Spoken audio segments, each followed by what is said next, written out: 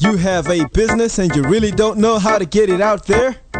Why not advertise on Zimnet Radio? Send your email to marketing@zimnetradio.com. That is marketing@zimnetradio.com today.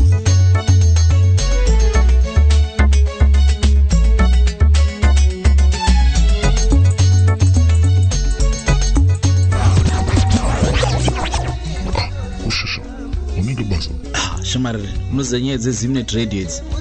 Ndaswera panapa ndichiterera mhanzi, vamwe vachidonhedza ndiro dzakapenga. Iwe, garapa. Ndati garapa unzwe masounds ari kudonhedzwa panapa. IZimnet chete iyoyi. Are you looking for work in health and social care nursing? Then look no further. Creek Recruit is here to hire. Creek Recruit offers temporary, permanent and contract placements to great prospects like you across England. Give us a call today on 0333 222 4027. That's 0333 222 4027. Or email us at info@creekrecruits.com. Step into your future. Make the whole world know about your business. Advertise with Zimnet Radio.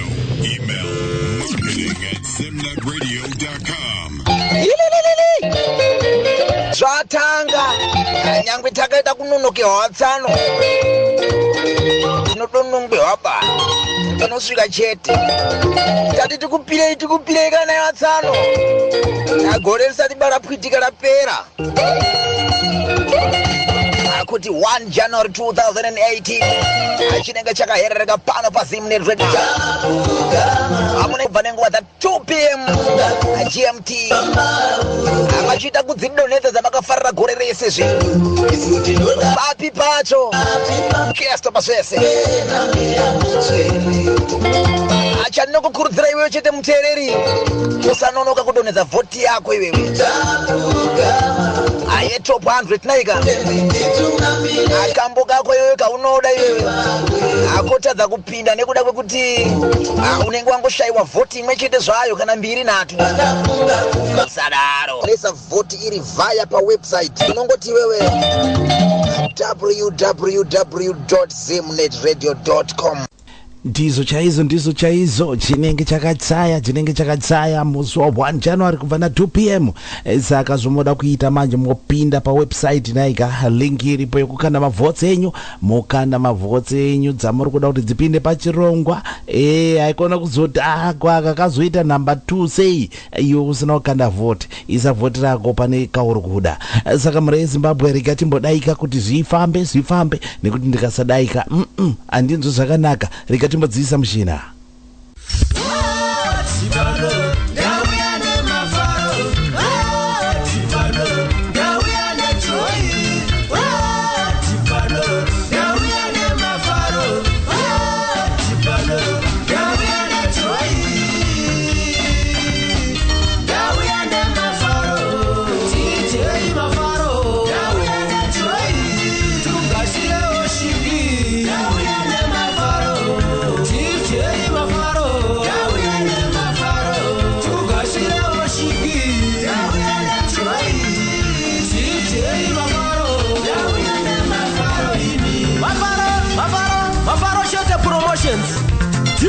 Studios waya nenyama dzengoma uchi pasina nyuchi DJ Mafaro ini kabra nyama dzengoma kuja kusina mabonzo ini kabra nyama dzengoma kuja kusina mabonzo tiri mukoma uchiwe Mafaro sina mazana tiri mukoma uchiwe Mafaro nakita bisina mazana chirongwa changu mukaka ichazvenyu zvakaruka kare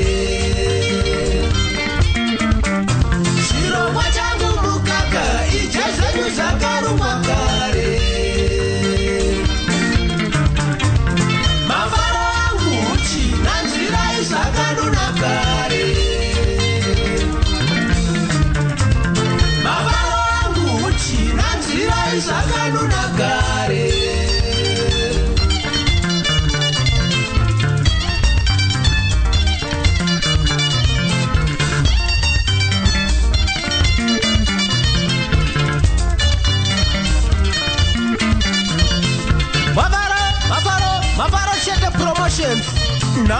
Wapize uchiwe ngoma DZ Studios pa UK la uchi pasina nyuchi waruma iwe nenyuchi zegonera baiwe chisa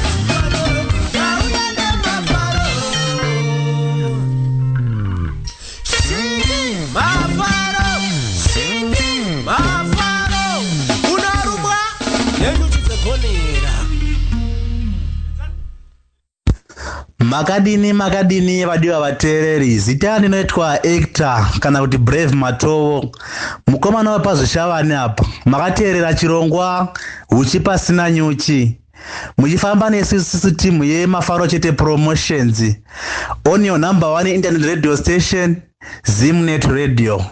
Yesaya zvakare ndisu timu Mafaro Chete on the ground pa South Africa tichifaisa mangoma.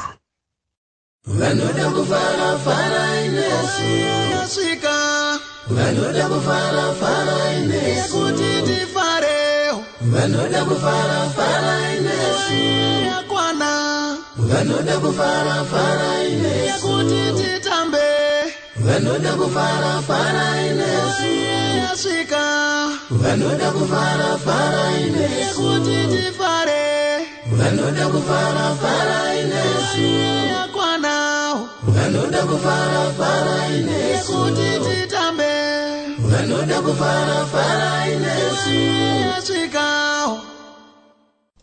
Muri Zimbabwe tiri kusangana nhasi muchirongo uchi pasina nyuchi ndini wenyu Mafaro ndakabata musina ndi DZ Studios musondo rapfuura ndakanga ndina mukoma Christmas Socha vanofamba nechikwata The Live Wire Kings pa album ravo muri huchi vatakakurukura navo vari ku Port Elizabeth ku South Africa. Nhasi tiri mu blues mbluweyo tiri kumpopoma kwandiri kutaura na Mai Wonesai Chimwanambo and the Power of God, a gospel artist vane maalbum avo matatu anoti nemuseve mbiri kuna Jesu neratakabata rineri rinonzi zvasiyana. Saka ndio muimbi wedu watinaye mukati mezuva ranhasi, maionesai chimwanambo and the power of God, album rao rine 8 tracks iro rinonzi zvasiyana. Rekatinzwe kambo kanonzi kudza vabereki. Soko iri tinoriziva, takagara tichiridzidziswa ukakudza vabereki mazuva ako anowedzerwa, ndo ana Mwari wedu vekutanga. Saka rekatikanzwe kambo kudza vabereki.